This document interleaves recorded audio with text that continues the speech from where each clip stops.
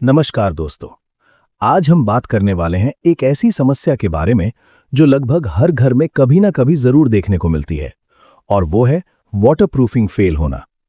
आपने कई बार देखा होगा कि नया घर बनता है, सब कुछ बढ़िया दिखता है, लेकिन कुछ ही महीनों बाद छत से पानी टपकने लगता है, दीवारों में सीलन आ जाती है, पेंट उखड़ने लगता है और घर की खूबसूरती धीरे धीरे खराब होने लगती है। और सबसे बड़ी बात, जिस वाटरप्रूफिंग पर आपने हजारों या लाखों रुपए खर्च किए थे, वही काम नहीं कर रही होती। अब सवाल ये उठता है कि आखिर ऐसा क्यों होता है? क्या मटेरियल खराब था? क्या लेबर ने सही काम नहीं किया? या फिर प्लानिंग में ही कोई गलती रह गई थी? दोस्तों, वाटरप्रूफिंग फेल होने का कोई एक रीजन नहीं होता, बल्कि ये कई छोटी छोटी गलतियों का रिजल्ट होता है, जो धीरे धीरे मिलकर एक बड़ी प्रॉब्लम बना देती हैं। सबसे पहला और सबसे कॉमन रीजन है सरफेस प्रेपरेशन का सही तरीके से ना होना। वाटरप्रूफिंग करने से पहले सरफेस को साफ, स्मूथ और क्रैक फ्री होना चाहिए, लेकिन अक्सर क्या होता है, डस्ट, लूज पार्टिकल्स या अनइवन सरफेस के ऊपर ही केमिकल अप्लाई कर दिया जाता है। ऐसे में वाटरप्रूफिंग मटेरियल प्रॉपर्ली बॉन्ड नहीं करता और कुछ ही समय बाद पील होकर निकल जाता है। दूसरी बड़ी गलती होती है क्रैक्स को इग्नोर करना। अगर स्लैब या वॉल में पहले से ही क्रैक्स हैं और आप उन्हें रिपेयर किए बिना वाटरप्रूफिंग कर देते हैं, तो पानी उन्हीं क्रैक्स के थ्रू अंदर घुस जाता है। कई लोग सोचते हैं कि वाटरप्रूफिंग केमिकल क्रैक को खुद ही सील कर देगा, लेकिन ये पूरी तरह सही नहीं है। पहले क्रैक्स की प्रॉपर फिलिंग और ट्रीटमेंट जरूरी है, तभी वाटरप्रूफिंग इफेक्टिव होगी। तीसरा कारण है रॉन्ग मटेरियल सिलेक्शन। आज बाजार में बहुत सारे वाटरप्रूफिंग प्रोडक्ट्स अवेलेबल हैं, लिक्विड मेम्ब्रेन, सीमेंटिशियस कोटिंग, विटामिन वगैरह, लेकिन हर जगह एक ही मटेरियल काम नहीं करता। जैसे बाथरूम, टेरेस, वाटर टैंक, हर जगह की रिक्वायरमेंट अलग होती है। अगर आप गलत जगह पर गलत प्रोडक्ट यूज कर देते हैं तो वाटरप्रूफिंग जल्दी फेल हो जाएगी। अब बात करते हैं एक बहुत इंपॉर्टेंट फैक्टर की, जो कि है स्लोप यानी ढाल। दोस्तों, अगर छत या बाथरूम का स्लोप सही नहीं है तो पानी एक जगह जमा होने लगता है, और जहां पानी जमा होगा वहां सीपेज का खतरा बढ़ेगा ही। वाटरप्रूफिंग चाहे कितनी भी अच्छी क्यों ना हो, अगर पानी कंटिन्यूअसली खड़ा रहेगा तो इवेंचुअली लीकेज शुरू हो जाएगा। इसके बाद आता है एप्लीकेशन प्रोसेस में गलती। वाटरप्रूफिंग सिर्फ मटेरियल लगाने का काम नहीं है, बल्कि इसे सही मेथड से अप्लाई करना बहुत जरूरी है। जैसे प्रॉपर थिकनेस मेंटेन करना, सही नंबर ऑफ कोट्स देना, ड्राइंग टाइम का ध्यान रखना, ये सब बहुत जरूरी चीजें हैं। लेकिन साइट पर अक्सर जल्दबाजी में काम किया जाता है, जिससे कोटिंग प्रॉपर नहीं बन पाती। एक और कॉमन मिस्टेक है क्योरिंग का सही से ना होना। वाटरप्रूफिंग के बाद क्योरिंग बहुत जरूरी होती है, ताकि मटेरियल प्रॉपर्ली सेट हो सके। अगर क्योरिंग नहीं की गई या कम की गई तो वाटरप्रूफ लेयर वीक रह जाती है और जल्दी डैमेज हो जाती है। अब एक बहुत बड़ी गलती जो लोग करते हैं, चीप लेबर या इनएक्सपीरियंस्ड वर्कर्स से काम करवाना। वाटरप्रूफिंग एक टेक्निकल काम है, इसमें एक्सपीरियंस बहुत जरूरी होता है। अगर वर्कर को सही नॉलेज नहीं है तो वो सिर्फ केमिकल लगा देगा, लेकिन एक्चुअल प्रॉब्लम सॉल्व नहीं करेगा।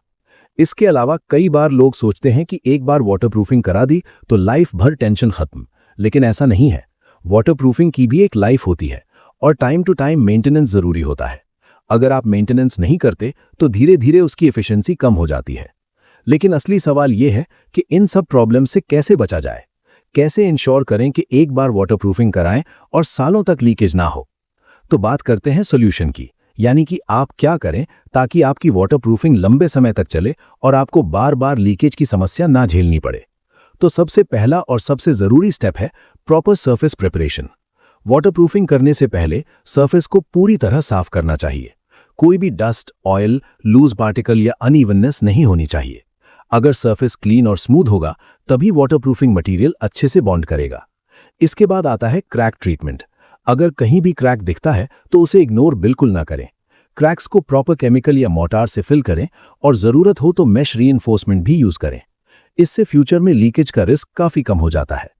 अब बात करते हैं राइट मटेरियल सिलेक्शन की। हर जगह के लिए अलग वाटरप्रूफिंग सिस्टम होता है।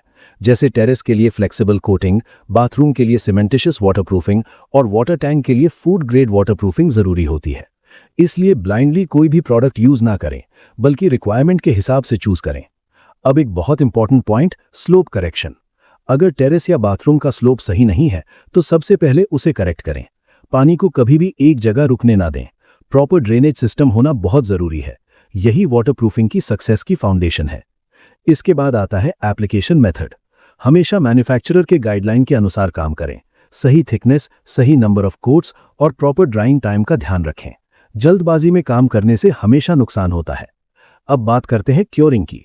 वाटरप्रूफिंग के बाद क्योरिंग उतना ही जरूरी है जितना प्लास्टर या कंक्रीट में होता है।